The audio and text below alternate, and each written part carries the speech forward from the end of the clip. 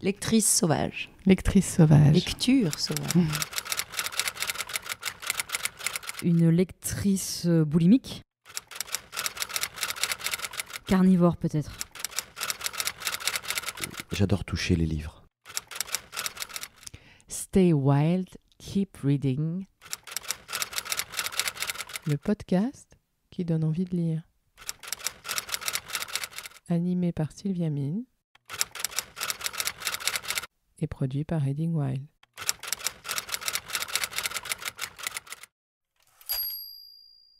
Alors Blandine Rinkel, bonjour. Bonjour. Je suis ravie de vous recevoir. Je suis ravie d'être là aussi dans ce cinéma. Oui, on est exactement dans une salle de cinéma vide, ouverte pour nous. On entend le bruit d'une bouche d'aération qui nous rappelle que la salle est vide du coup. Normalement, on n'entend pas ça. Mais c'est vrai que ça fait du bien, je pense, de retrouver... De retrouver des sièges faits pour autre chose que pour manger ou travailler. c'est très agréable. Bon, en tout cas, merci d'être là.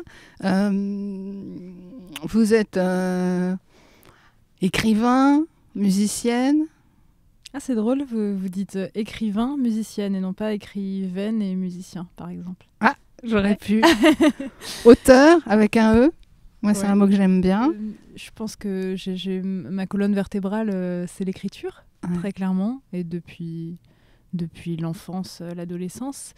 Et puis autour, s'agrègent plein de choses. En effet, la musique, puisque j'ai un groupe qui s'appelle Catastrophe, et je danse et je chante sur scène, et je parle.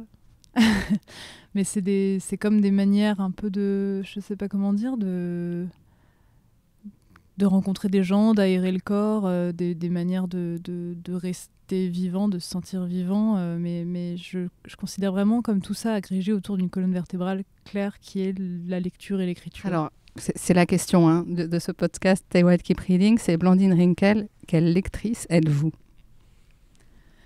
Faut que j'y réponde là comme ça de but en blanc. Quelle lectrice suis-je ? Oui, c'est arrivé tôt. Alors j'ai appris à lire...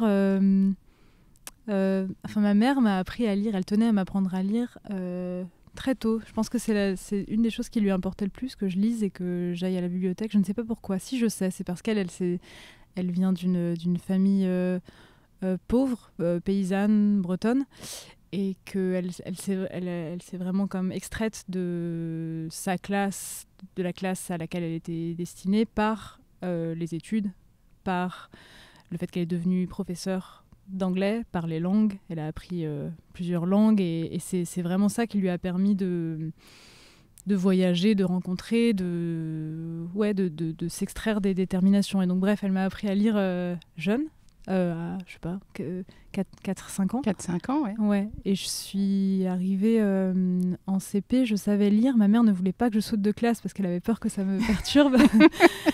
Et donc j'ai lu énormément sous la table. Sous toutes les tables. Et à l'école aussi ? À l'école, je lisais, je lisais beaucoup sous la table. Chez moi, je me souviens que je lisais beaucoup sous la table, notamment au petit déjeuner, parce que mon père n'aimait pas ça, n'aimait pas l'idée que je lise dès le petit déjeuner. Ça l'agaçait. Et donc, souvent, j'amenais un livre et je le planquais un peu et je lisais dès que je pouvais sous la table. Et du coup, je crois que pour moi, l'acte de lire est un peu associé à l'acte de le faire en cachette. De le faire un peu, sous les...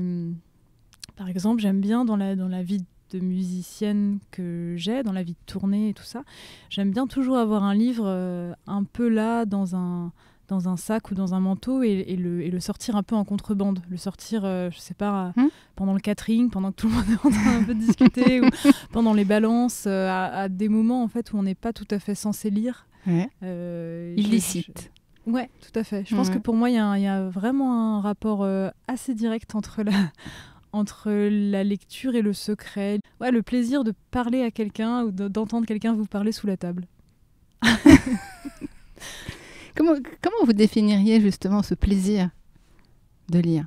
La chaleur d'avoir quelqu'un qui vous parle. Je pense que de manière très naïve et instinctive, mon premier rapport à la lecture, c'est un rapport d'enfant unique. Je suis fille unique et j'avais besoin des livres, j'en ai toujours besoin, je pense, pour ne pas me sentir seule, sentir que je suis rattachée à quelque chose, à quelqu'un qui me parle à travers un livre, à travers une histoire, à une famille aussi, la famille des gens qui lisent, et qui le font un peu en cachette, justement. C'est une sorte de famille un peu, je sais pas, secrète, une communauté... une famille sans blason, quoi, je dirais. Pascal Quignard parle de communauté de solitaires. C'est ça. Communauté de solitaires. Et en effet, je pense qu'on se reconnaît. Pas forcément entre personnes qui écrivent, mais vraiment entre personnes qui lisent. Je pense que, moi, c'est ça qui me... Je peux me sentir très, très proche de lecteurs, plus proche de lecteurs ou de lectrices que de personnes qui écrivent. Pour moi, c'est vraiment... c'est ça qui nous rassemble. C'est vraiment le fait d'avoir besoin de la lecture et de... je sais pas, d'avoir besoin de ça pour avoir une vie intérieure satisfaisante et une vie en fait tout court satisfaisante. Donc voilà, clarté, chaleur, lumière. On parlait de votre maman, le virus est quand même passé tout de suite, même très petite. Il n'y a pas eu de résistance, ça a tout de suite apporté clarté, chaleur, lumière, la lecture. Ouais, c'était pas formulé comme ça, mais ça a tout de suite apporté réconfort. Non, c'est passé tout de suite. Je me souviens que le premier livre que j'ai réussi à finir de lire, c'était Babar.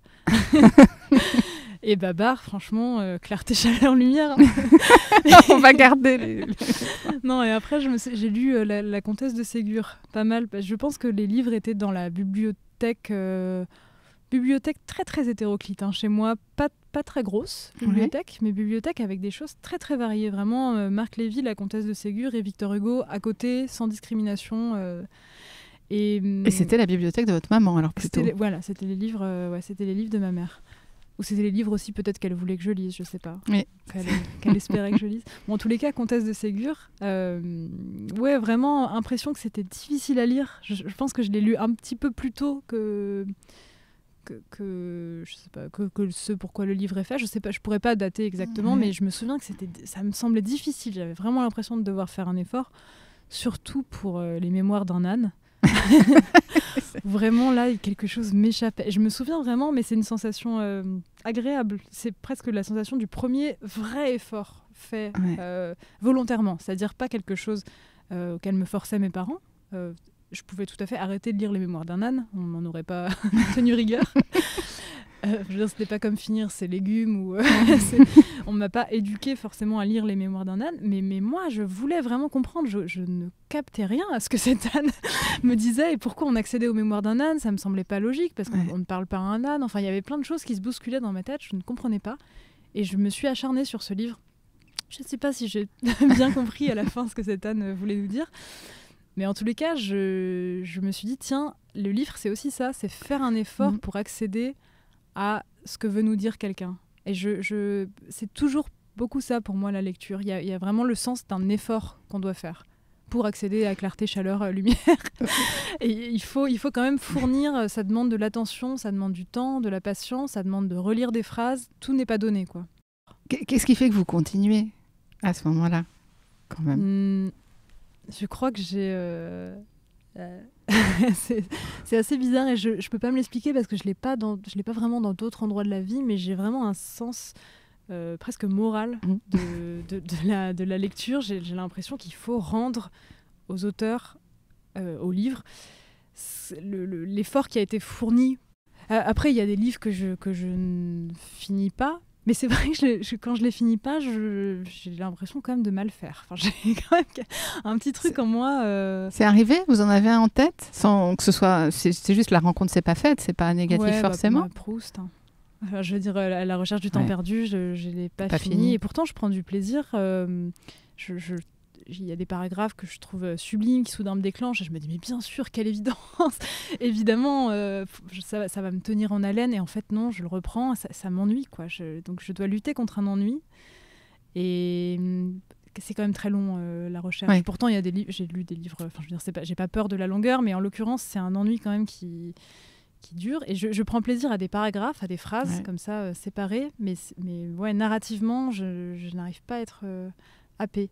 Mais j'y reviens. Je veux dire, j'ai quand même ce souci moral de... Je ne peux pas complètement l'abandonner, quoi. Ou Ulysse de Joyce. Ce que j'allais dire, c'est peut-être relié à la notion de chef-d'œuvre aussi. C'est-à-dire, on se dit pourquoi je ne rentrerais pas dedans. Non, franchement, j'ai la même chose avec des livres qui ne sont pas classifiés chefs-d'œuvre, mais que j'achète et que je commence. Et quand je le commence, j'ai le souci de le finir, mais presque par respect pour l'auteur. Un respect un peu étrange, hein, mais par exemple, quand on m'envoie des livres, ce qui arrive d'amis ou de gens que je ne connais pas, et à partir du moment où j'ai reçu le livre, je ne peux pas le laisser là et ne rien en faire. Je sais pas comment dire. Pour moi, c'est comme accueillir quelqu'un chez soi et ne pas lui dire bonjour et ne pas lui offrir un verre d'eau. Il y a quelque chose qui va pas, quoi. Il y a une sorte de politesse minimale à avoir vis-à-vis des livres.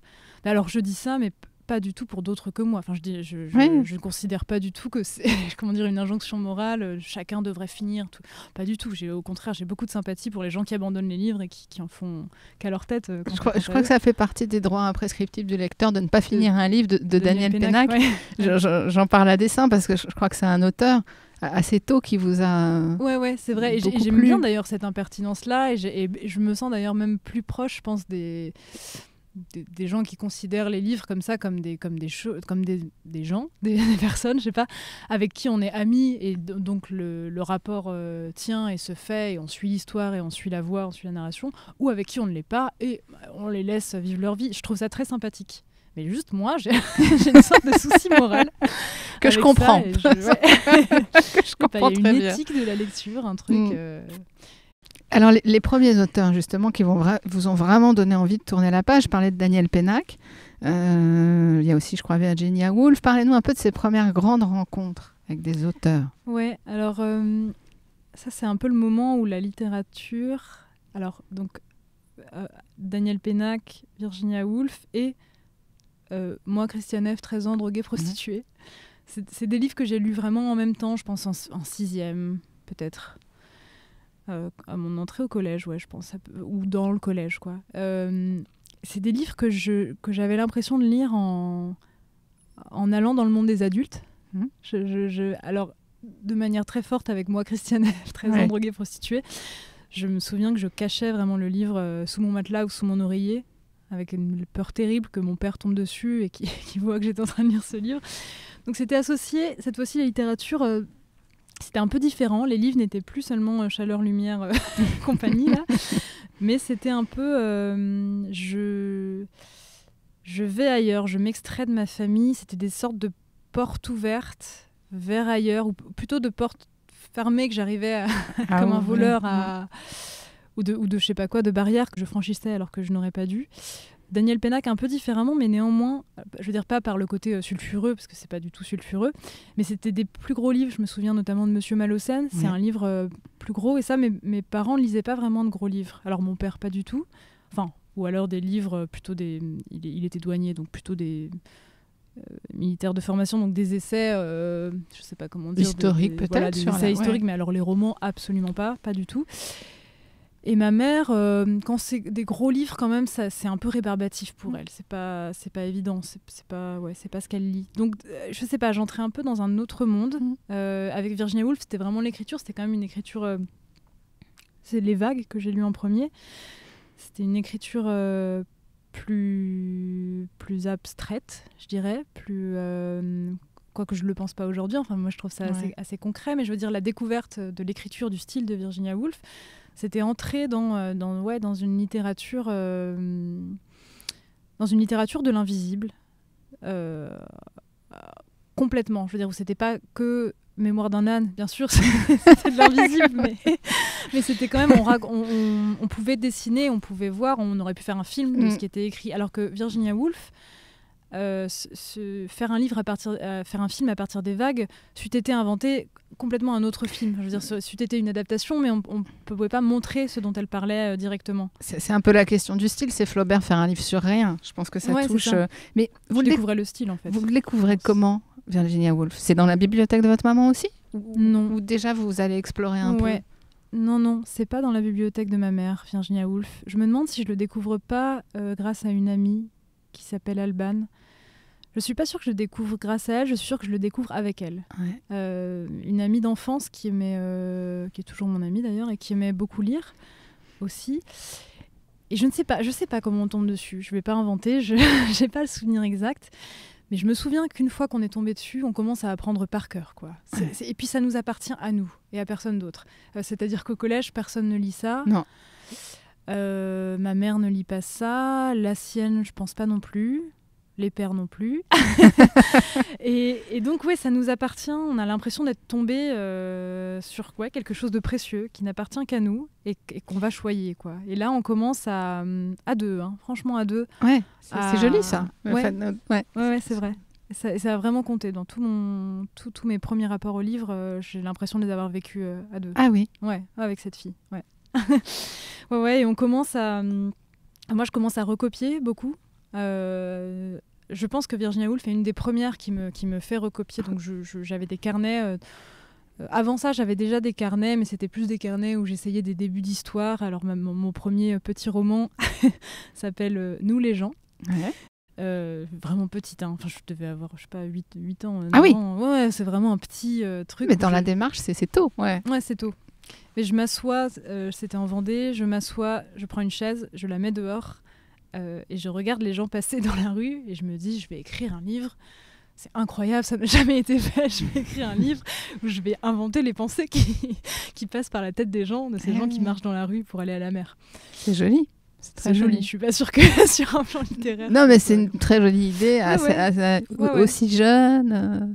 De toute manière, c'est vraiment mon rapport. C'est que je veux savoir ce qui se passe dans la tête d'autres que moi, quoi. C'est mon rapport au livre. Mais donc, j'avais des petits carnets comme ça, des petites esquisses, mais souvent c'était des carnets que je finissais pas. C'était des cahiers où je dessinais à moitié en même temps. Enfin, c'était pas clair. Et là, je commence vraiment un carnet où je recopie donc des bouts de livres et notamment donc des passages des vagues. Et ce carnet-là, c'est vraiment le premier que je finis. Je l'ai toujours. Enfin, c'était un petit carnet. J'écrivais à la main avec beaucoup de soin et je relisais. Je l'avais toujours sur moi. Je l'avais sur moi au collège. Je l'ai eu ensuite sur moi au lycée où peut-être j'en avais changé, mais c'est à partir de ce moment-là où j'ai toujours un carnet sur moi. Ouais. Et au départ, pas tellement pour prendre des notes, mais vraiment pour pouvoir relire, pour pouvoir être accompagnée de passages de textes qui me soulageaient, je sais pas, d'une tristesse que j'éprouvais, je sais pas, quelque chose qui n'allait pas dans l'existence. Ça me soulageait d'avoir toujours des passages de livres qui pouvaient formuler voilà ce que je vivais. Donc là, il y a vraiment une sorte de transition où je commence à écrire, disons à écrire avec plus de soin ou plus d'inquiétude.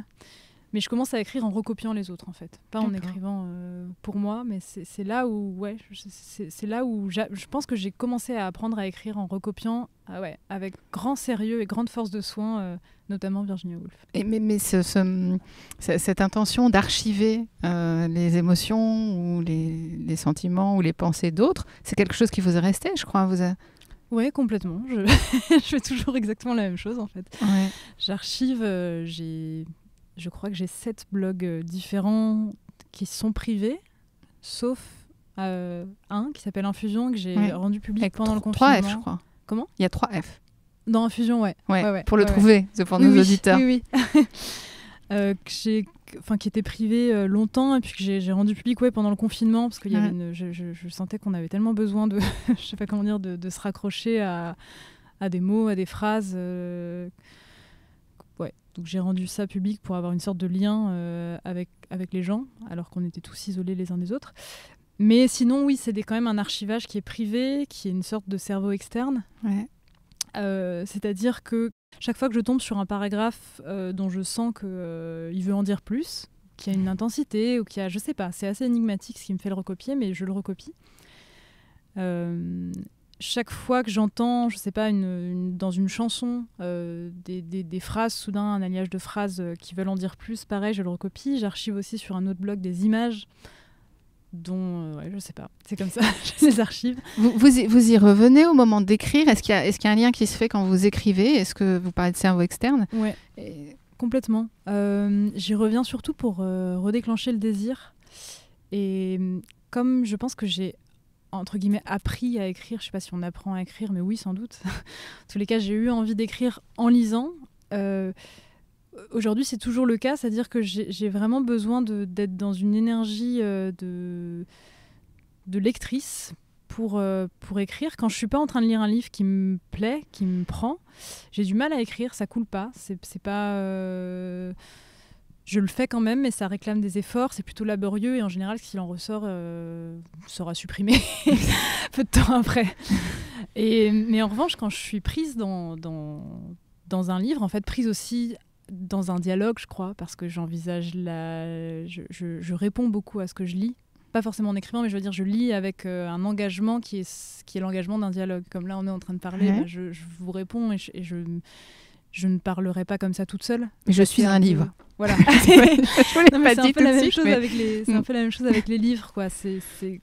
Je lis, voilà, ce que quelqu'un a écrit, ce qu'il cherche à me dire, et je lui réponds, quoi. Je communique. Et parfois, je lui réponds sur la page. Je lui réponds en écrit. Oui, j'allais dire dans votre tête, non, parfois sur la page, en note. Bah oui, parfois ça déclenche. Alors bon, ça déclenche de manière un peu, c'est parallèle. C'est-à-dire que c'est pas un dialogue, c'est plus deux personnes qui regarderaient au même endroit et qui parlent. Mais oui, ça déclenche de l'écriture. Et enfin, au début, quand j'ai commencé à écrire, du coup, c'était aussi beaucoup d'imitation. J'ai pas volontaire, mais je sentais, ça se voit d'ailleurs dans mon premier livre. Enfin, moi, je peux tout à fait le voir. Je vois les paragraphes qui ont été écrits, par exemple, au moment où j'ai découvert Jean Rouault. Bon, je lisais Jean Rouault, Les Chants d'honneur, puis tout ce qu'il a écrit sur sa famille. Et je vois tout à fait dans le style, dans le rythme de la phrase, je vois que ça a été emprunté, ou en tous les cas que ça a été un écho à Jean Rouault. Votre premier livre, c'est L'abandon des prétentions, ouais. Publié chez Fayard. Souvent, en fait, quand je sais pas exactement ce vers quoi je vais, ou plutôt quand je n'arrive pas à trouver la bonne forme, je sais vaguement ce que je veux écrire, j'ai une scène en tête, mais ça ne se déclenche pas, je sais pas comment dire, le rythme n'est pas là, quelque chose sonne faux. Bah, souvent, pour me réajuster, pour me mettre dans une bonne position, pour me recentrer, on pourrait dire, je vais sur ce blog, Infusion en question, et je cherche, je lis jusqu'à trouver sur quelque chose qui me redéclenche, quoi, jusqu'à tomber sur quelque chose qui redéclenche le désir. C'est vraiment un rapport au désir d'écrire, au désir de dire. J'ai besoin des voix des autres pour réajuster ma propre voix. Alors Blandine, on parlait de l'abandon des prétentions. Je voulais aussi parler qu'on parle du non-secret des choses, le non-secret des choses. Votre autre livre chez Fayard. Dans ce livre, vous racontez, je crois, pour la narratrice, une arrivée à Paris avec un choc un peu des cultures. Ouais. Alors c'est tout de même un roman, mais évidemment il y a une base autofictionnelle. C'est-à-dire que je suis arrivée à Paris en effet à 18 ans, j'ai passé mon bac et je crois une semaine après j'étais à Paris en double licence philo et lettres à Paris 1 et Paris 3 avec pas beaucoup de... toujours pas l'école toujours pas de fascination pour les études, mais en même temps l'impression qu'il faut bien que j'ai un prétexte pour voyager, pour partir, pour mes parents aussi, pour qu'ils soient pas trop inquiets que je parte soudain à Paris. Et là, je découvre quand même qu'il y a toute une culture d'œuvres classiques qui est en cours chez les jeunes Parisiens que je rencontre, qui a été intégrée. Enfin, ils savent ce qu'il faut, sinon avoir lu, dire qu'on a lu. Qu'ils connaissent aussi juste le nom des auteurs, qui savent évidemment tout ce qu'a écrit Kafka, ou sans forcément l'avoir lu, mais juste c'est une culture qui a été intégrée, qui est une culture générale, mais qui en fait est une culture bien particulière, qui n'est pas si générale que ça, parce que j'estimais moi avoir quand même... Enfin, c'est même pas que j'estimais, mais j'avais lu beaucoup de choses, donc j'avais quand même de la culture, mais c'était pas tout à fait la culture qu'on attendait. Par exemple, j'avais jamais entendu parler de Bourdieu, ce qui est assez... ironique, étant donné que je venais d'une classe moyenne et que j'arrivais dans les classes supérieures et qu'en fait, c'est un peu ce que j'écris dans le non-secret des choses, mais ça m'a fait violence la manière dont des bourgeois nés à Paris dans des très bons... ayant grandi, ayant fait leur scolarité dans des très bons... établissements scolaires, institutions, citer Bourdieu à tour de bras.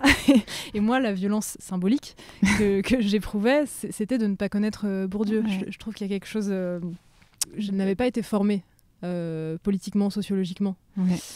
Et justement, je pense que je n'avais pas été formée parce que je n'appartenais pas à une classe supérieure. Et donc, il y avait un paradoxe qui m'a beaucoup fait réfléchir silencieusement. Vous êtes fait des amis pour autant? Ouais, bien sûr. Je me suis surtout fait des amis. Je me suis fait quelques quelques amis, pas amis, mais connaissances, disons connaissances un peu dans des soirées dans lesquelles j'arrivais un peu aléatoirement. Mais après, je me suis fait des vrais amis, surtout autour de la musique et du goût des comédies musicales, qui a un peu résolu le gouffre un peu peut-être culturel que j'éprouvais. Autour des livres, des lectures spécifiques. Ouais. C'est pas vraiment autour des lectures que se sont fait mes amis. Parce que justement, je dis ça et en même temps, en disant ça, je repense à une amie Esmée Planchon, qui écrit des livres pour adolescents maintenant, qui était une vraie amie, alors qu'on venait pas du même endroit, qu'on venait pas du même milieu, et ça s'est quand même fait avec les livres. Mais ça, c'est un contre-exemple. Mais non, globalement, quand même, je lisais toujours de manière solitaire. J'avais l'impression de toujours poursuivre un peu l'espèce de... je sais pas, de programme de lecture, mais qui taisait son nom. C'était pas un programme programmatique. J'avais pas des colonnes où il fallait que je lise, mais ouais, un espèce de programme de lecture que j'avais entamé adolescente. Je le continuais, mais pareil, toujours un peu en contrebande.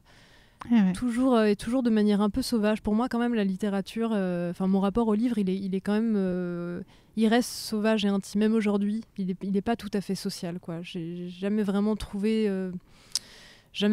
de groupe ou de communauté autour des livres desquels je me sens vraiment proche et avec qui j'échange vraiment. J'ai quelques amis.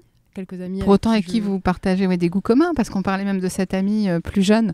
Vous colisiez presque avec elle, vous lisiez ensemble des livres. Ça, oui, cette première amie, ça, oui. Mais c'est toujours mon amie la plus intime et c'est peut-être la seule personne avec qui je partage à ce point l'intimité que je trouve dans les livres et quelque chose d'une intimité littéraire. Mais c'est assez rare, et même aujourd'hui, je veux dire aujourd'hui que j'ai publié des livres et que je rencontre évidemment des écrivains, des lecteurs, c'est assez rare tout de même qu'on partage réellement ce qui se passe pour moi avec les livres.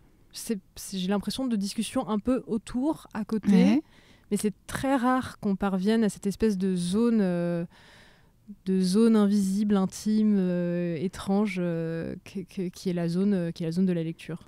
Dans le sens, quand vous parlez de cette zone intime de la lecture, c'est dans la façon dont vous ressentez les phrases, le texte, et même si vous parlez d'un livre commun aimé, ça se transmet pas ?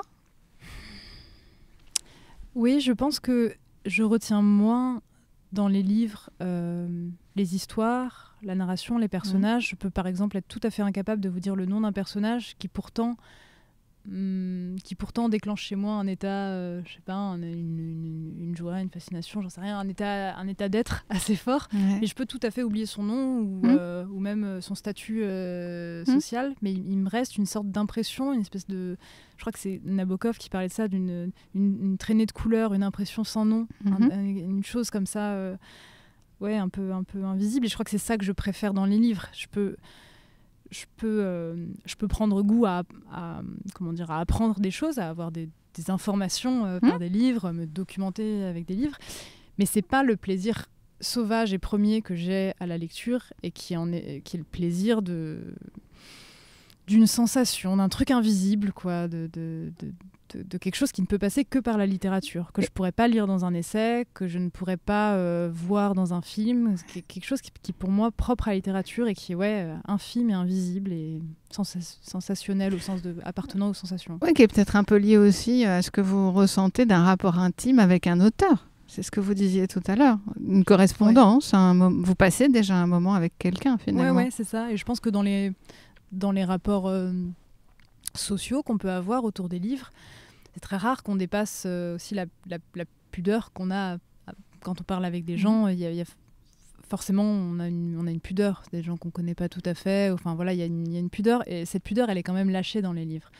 Je veux dire, les livres sont impudiques, même quand ça peut être des formes pudiques, mais si quelque chose se passe dans le texte, c'est qu'il y a un truc un peu impudique, qu'on accède à un endroit caché, à un endroit qu'on ne montre pas dans la vie sociale, en fait, enfin, dans la vie de tous les jours. Enfin, je pense que c'est ça qui nous attire autant vers les livres, c'est qu'on sait qu'on va découvrir quelque chose de quelqu'un ou d'une situation où on va le sentir d'une autre manière, on va avoir accès à quelque chose auquel on n'a pas accès quand on se lève le matin et quand on voit des gens. Je pense que c'est ça qui est aussi attirant. Et donc ça, oui, j'ai en effet du mal à le retrouver, même quand je discute avec des gens qui sont des lecteurs, qui sont très cultivés, qui sont très...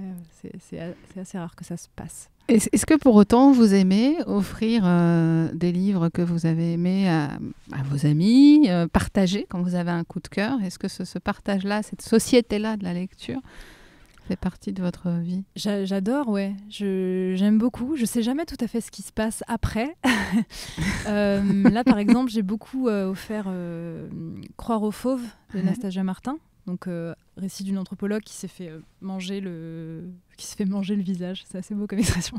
Qui s'est fait attaquer par un ours. Ouais, manger le visage par un ours. Enfin, qui a eu sa tête dans la gueule d'un ours. Et qui raconte cet épisode-là et surtout toute la reconstruction qui s'ensuit et comment elle a eu l'impression d'être comme infestée ou pénétrée, ou je ne sais pas quel est le mot exact qu'on choisirait, par la sauvagerie de l'ours, par l'animal sauvage, elle-même de devenir, de révéler sa part sauvage, quoi, de se voir par cette blessure révéler sa part sauvage. Et ça, c'est un livre que j'ai justement beaucoup offert à des gens dont je devine, pressens une part sauvage à leur manière, pas à la manière de l'ours, mais dont je pressens un goût pour ça. Ça, c'est par exemple une manière que j'ai d'offrir des livres. J'offre des livres pour faire signe vers le fait que je devine que la personne en face partage quelque chose avec moi et qu'on n'en parlera pas, ou on en parlera par des déviations. Mais via le livre, on peut s'en parler.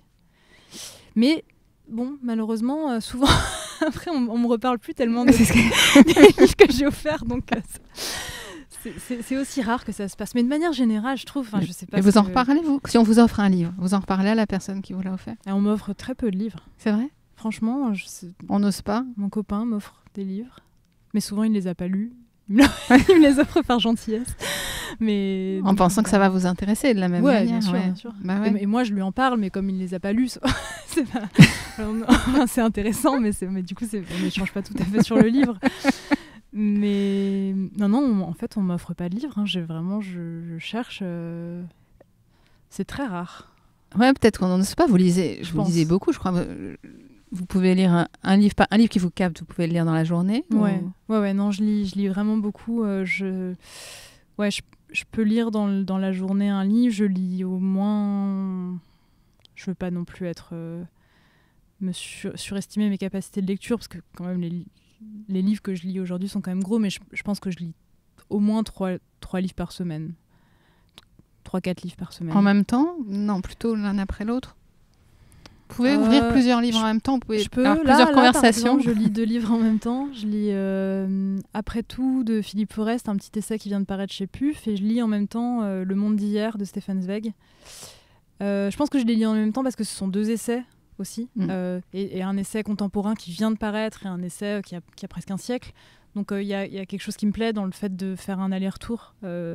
Quand je lis un roman, je veux dire quelque chose où la trame narrative vraiment m'emporte. Alors quand je dis trame narrative, c'est pas forcément l'histoire au sens des actions du personnage, mais au sens où il y a une narration même, je sais pas, psychologique, ou comment dire, un personnage qui devient quelque chose. Ça, j'ai plus de mal à lire en même temps quelque chose d'autre parce que je veux savoir ce que va devenir un tel ou ce que va devenir tel paysage. Ou du coup, je suis happée, je suis très curieuse et je veux pas le lâcher tant qu'il m'a pas dit ce que ça deviendra, quoi. Ça me l'a fait, par exemple, récemment avec Canada de Richard Ford. Ouais. Et puis derrière, j'ai perdu le nom. Mais bon, un autre Richard Ford, en tous les cas, la découverte de Richard Ford que j'avais jamais lu, m'a complètement happée et vraiment j'étais là pour personne. Je retrouvais vraiment un plaisir pour le coup d'adolescence, vraiment où on lit sous la table, on lit en permanence. Je vais aux toilettes, j'apporte mon livre avec moi, je ne lâche jamais, quoi. Ça, c'est une grande joie quand ça se redéclenche, et c'est quand même de plus en plus rare. C'est triste, hein, mais c'est de plus en plus rare, je l'observe. Quand vous dites c'est de plus en plus rare, c'est lié à quoi selon vous? Je pense que je lis beaucoup ce qui sort. Je lis ce qu'on m'envoie. Je m'autorise moins que quand j'étais petite à abandonner un livre. Comme je l'expliquais, j'ai des tics là, ce truc moral.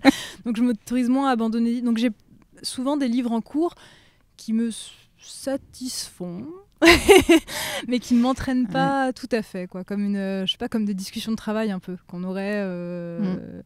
Voilà, des espèces de rendez-vous professionnels. C'est vrai qu'il y a ce plaisir, le frisson de l'amateur. Qui parlait de ça, Quentin Dupieux parlait de ça, le frisson de l'amateur, quand on sent qu'on découvre quelque chose ou qu'on fait quelque chose pour la première fois. Lui disait que quand il fait des films, il essaie de retrouver ce frisson de l'amateur. Et je pense qu'il y a un peu ça, le frisson de l'amateur en lecture. On essaie de le retrouver, de sentir soudain devant un livre qu'on ne sait pas tout à fait quoi en faire. On est pris par une histoire, ou pris par un style, ou pris par un personnage, mais on est comme amateur devant ce style, ce personnage, cette histoire. Ça, j'adore ça, mais j'ai l'impression, malheureusement, qu'il y a un truc qui se professionnalise un peu dans mon rapport à la lecture et à l'écriture. Malheureusement, oui et non, parce qu'en même temps, c'est aussi... Ça peut être lié au texte, aussi, vraiment. Ouais. En tous les cas, j'observe que c'est plus rare. Peut-être aussi que je m'autorise pas tout à fait...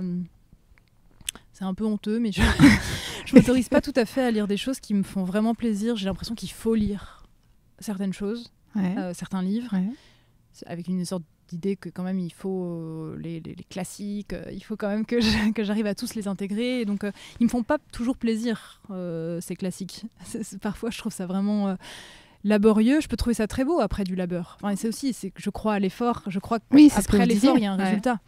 Néanmoins, c'est un effort. Ça reste un effort. Et donc c'est pas tout à fait le même plaisir que le plaisir un peu pur, un peu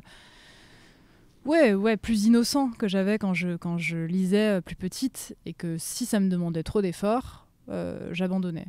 En fait, on revient avant Mémoire d'un âne qui a bouleversé mon rapport à la lecture.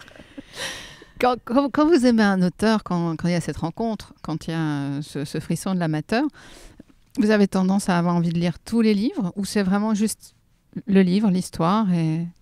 J'ai tendance à avoir envie, en effet, de lire tous les livres, et puis en fait, j'en lis un autre, je me rends compte que ça se passe un peu moins. Et donc, c'est assez rare que de manière boulimique, je lise tous les livres d'un auteur. J'en ai envie quand je le découvre. Et puis finalement, cette envie ne tient pas tout à fait. Je lis un autre livre, et puis je passe à un autre auteur, et puis j'y reviens quand même. C'est-à-dire que dans ma tête, ça s'est enclenché comme auteur dont je dois lire à terme tous les livres. On parlait un petit peu de Nabokov, je crois que c'est un auteur que vous aimez. Est-ce que c'est un auteur dont vous avez... Ouais, je pense que j'ai lu quasiment tous les livres de Nabokov. J'ai pas lu ses cours. Je crois que ses cours sont disponibles. Et j'aimerais beaucoup. Et c'est parce que je ne tombe pas dessus et que j'évite de commander. Je préfère acheter en librairie. Et bon, bref, ils sont peu disponibles. Qu'est-ce qui vous a plu chez Nabokov ? Vous l'avez rencontré sur quel livre ? Je crois que je l'ai rencontré avec Ada, qui reste à ce jour mon livre préféré, enfin celui qui me déclenche le plus, parce qu'il y a vraiment cette idée que si les livres sont forts, ils nous déclenchent, ils me réénergisent, ils me mettent dans une disposition vitale, je sais pas comment dire, où je vis, je me sens plus vivante. J'adore chez lui un mélange d'érudition, de fantaisie, de poésie et de gravité. C'est-à-dire que la gravité et la fantaisie sont vraiment toujours les deux faces d'une même pièce chez lui, ce que je trouve assez rare. Parce qu'en littérature, on a quand même les auteurs graves d'un côté. Je sais pas, je pense par exemple à Annie Ernaux, dont on sait que les livres seront lourds dans un sens amélioratif, mais je veux dire pèsent quelque chose, quoi.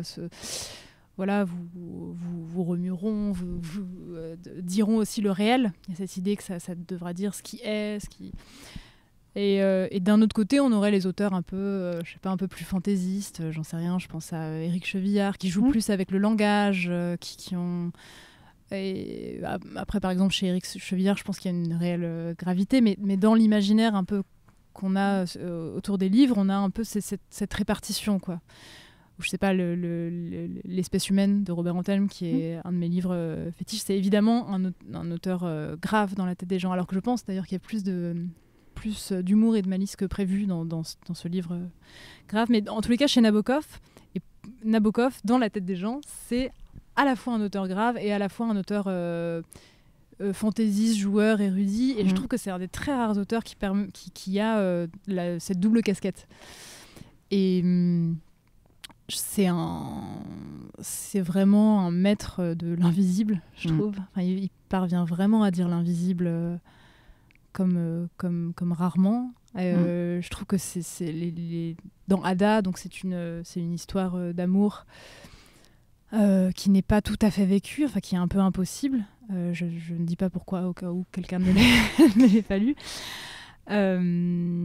C'est une histoire d'amour qui est en même temps tout à fait lumineuse, quand bien même, enfin, elle est à la fois impossible et vraiment lumineuse, vraiment joueuse. Je sais pas comment dire. Elle donne envie de rencontrer, elle donne envie d'initier des choses. Elle donne envie, en fait. Je trouve que Nabokov, de manière générale, c'est vraiment un écrivain du désir et de tout ce que le désir a de compliqué, a de noué.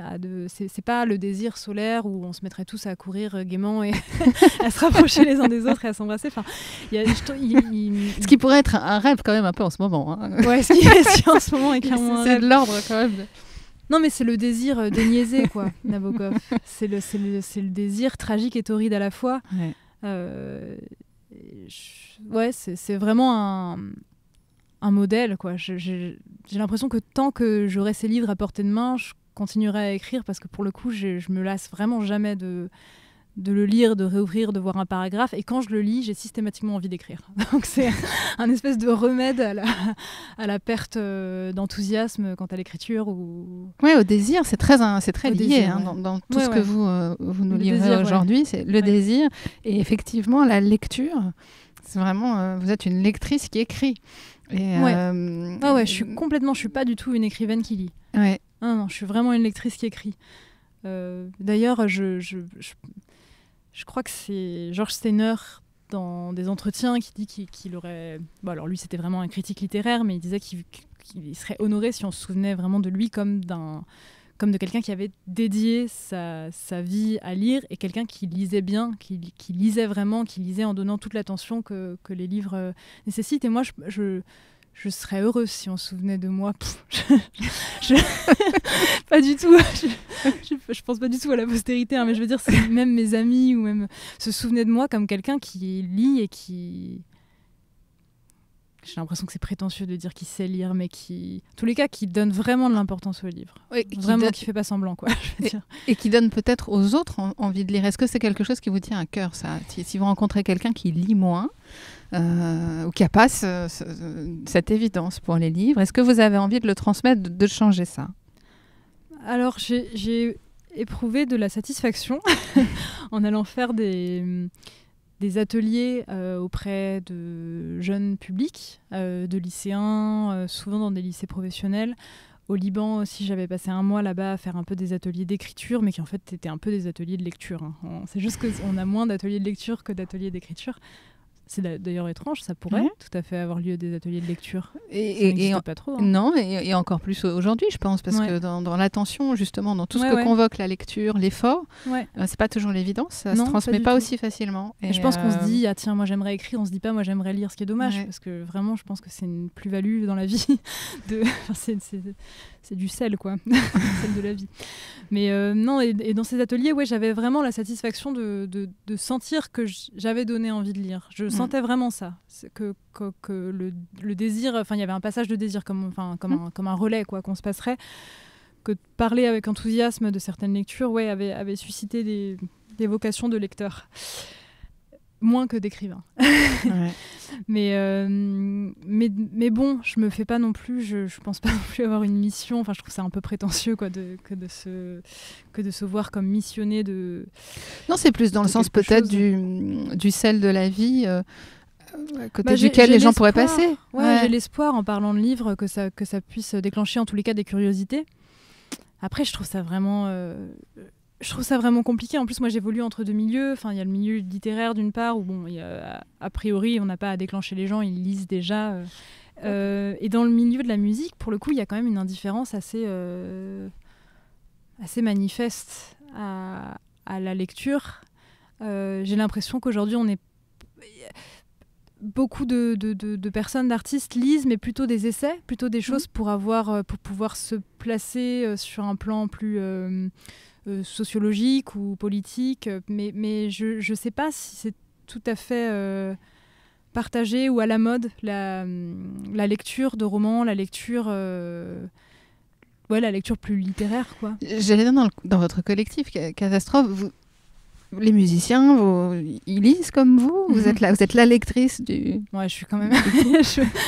je lis quand même plus, et c'est un peu d'ailleurs l'objet de blagues, parce que dans le train, parce qu'on sait que j'aurai toujours un livre à portée de main. Non, quand même ils lisent, pas tous. On est 6 dans le groupe. Ouais. Je dirais qu'il y en a... Enfin, qu'on est 4 à lire, et qu'on est 3 à vraiment lire. Je vous demanderai pas le Ouais. entre le 4 et le 3. Ils se reconnaîtront, je pense que c'est pas compliqué de le savoir, mais même quand je dis à vraiment lire, c'est-à-dire que moi j'ai vraiment beaucoup de mal à commencer un livre et à le finir 3 semaines plus tard. C'est très très rare que ça arrive. Quand je commence un livre, je le finis dans la semaine, quoi. Et je pense qu'ils seront pas vexés que je dise que même en lisant, en étant des lecteurs, c'est quand même des personnes qui peuvent mettre 1 mois, voire 2 à lire un livre. Je sens qu'il n'y a pas d'urgence, en fait. C'est ça dont je parle, je pense, quand je parle de désir et du désir de la lecture à réactiver vraiment une libido, un truc d'urgence, quoi. Comme on a besoin de voir quelqu'un qui nous intéresse, ou je sais pas, quelqu'un qui nous plaît, avec cette espèce d'urgence où on pourrait tout annuler pour le... J'ai ça avec les livres, et je sens quand même que c'est quelque chose qui est pas commun, et que finalement je partageais presque plus au lycée que je partage maintenant. J'ai peine à trouver des amis qui éprouvent cette urgence-là. Ouais. Avant de vous écouter lire un petit extrait d'un livre que vous avez choisi, je voulais qu'on partage un peu des petites prescriptions littéraires. Questions flash. Alors, recommandation, ordonnance. Très bien. Alors, Blandine, le livre Pansement pour un chagrin d'amour. Là, comme ça. J'en ai pas. Les livres, ça marche pas pour les chagrins d'amour? Moi, en tous les cas, je me suis jamais servi de livre comme pansement pour un chagrin d'amour. Le livre antidépresseur.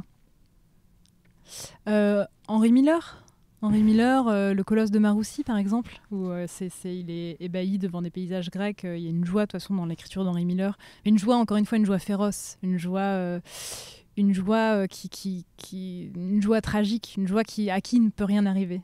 Et ouais, c'est très lumineux. Le livre réparateur.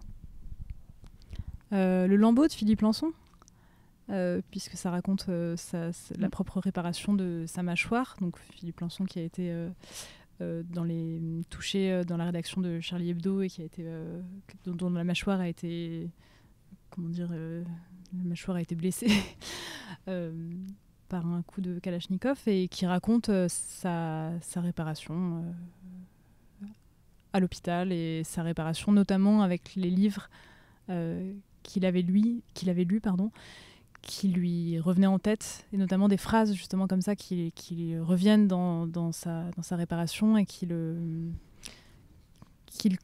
confortent. Non, le mot confort n'est pas du tout le bon. Non, et je sais, est-ce que ça le répare vraiment tout à fait? Je sais pas, ça le revitalise. Qu'il soutienne, voilà. ouais. Un livre revitalisant, on va dire. Alors justement, on avait le livre qui régénère. Qui régénère.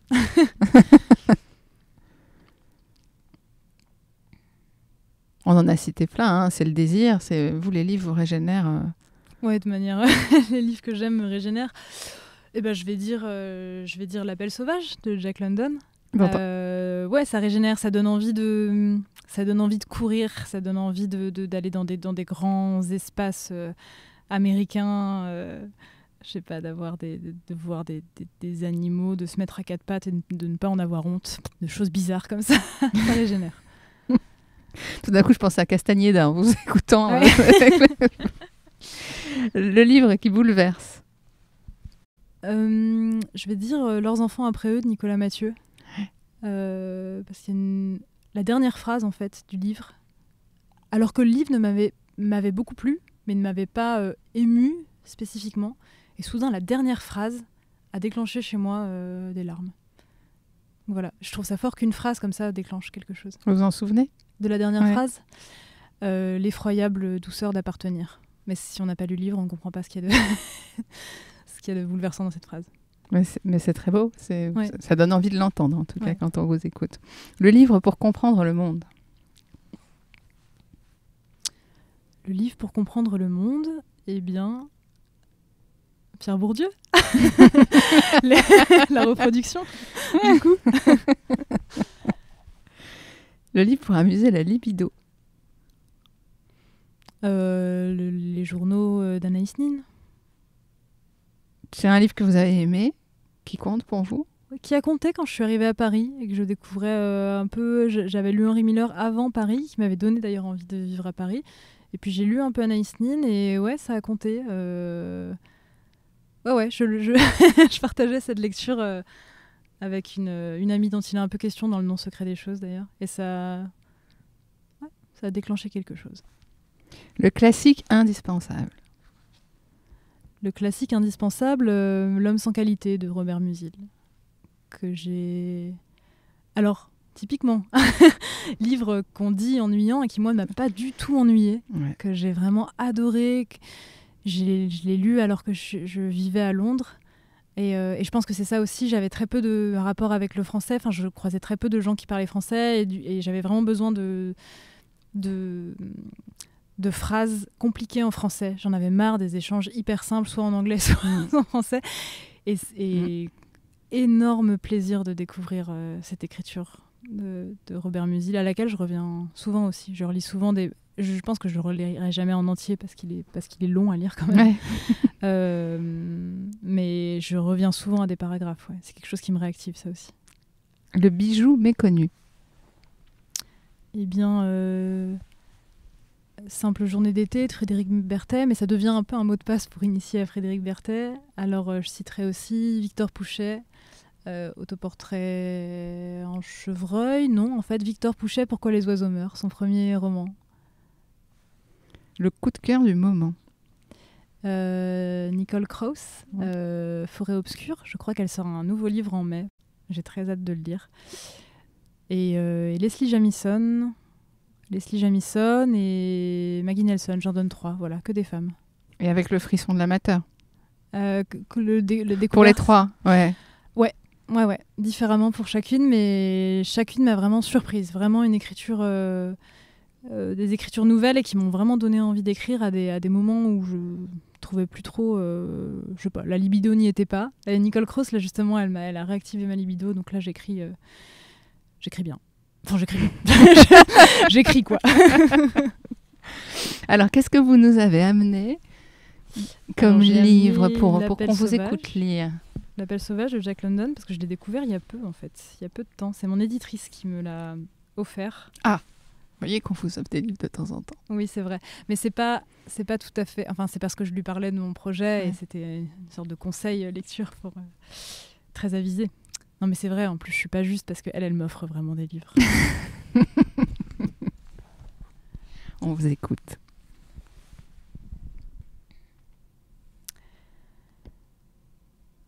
Il était plus âgé que les jours qu'il avait vécus, plus vieux que les années pendant lesquelles il avait respiré.